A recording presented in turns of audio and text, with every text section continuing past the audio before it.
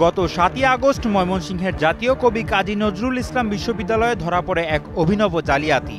Computer science and engineering বিভাগে ভর্তি হতে এসে প্রক্সি জালিয়াতির দায়ে ধরা পড়ে ওবায়েদ হাসান আফিক নামের এক শিক্ষার্থী। স্বাক্ষরে অসঙ্গতি, চেহারার অমিল ও মেধা তালিকায় থেকেও সহজ প্রশ্নের উত্তর দিতে না পারায় সন্দেহ তৈরি হয় ভাইবা বোর্ডের। পরে ভর্তিচ্ছু শিক্ষার্থীর ফোন চেক করলে পাভেল নামের এক ব্যক্তির সাথে আর্থিক লেনদেন ও জালিয়াতির তথ্য পাওয়া যায়। বসুন্ধরা টিস্যু, অশুদ্ধতার বিরুদ্ধে এক বিন্দুও ছাড় নয়।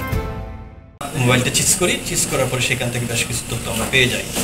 এটা একটা বড় জালিয়াতি চক্র, এরা মিলে এই কাজটা করছে সারা দেশ জুড়ে।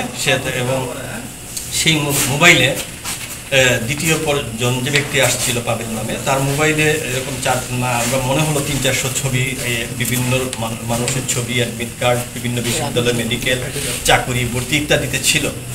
সেইগুলো আমরা সবগুলো দেখতে পারি না। যখন দেখছিলাম, এর মধ্যে কথা বলছিলাম, হঠাৎ করে যখন লক হয়ে যায় মোবাইলটা, পরে আর আনলক করতে পারছিলাম না, কারণ ও আর পাসওয়ার্ড দিচ্ছিল না। ফলে আমার ধারণায় মোবাইলে পাসওয়ার্ডটা আনলক করতে পারলে এখানে অনেক কিছু রিভেল হয়ে আসবে সারা বাংলাদেশের ঘটনাবলী।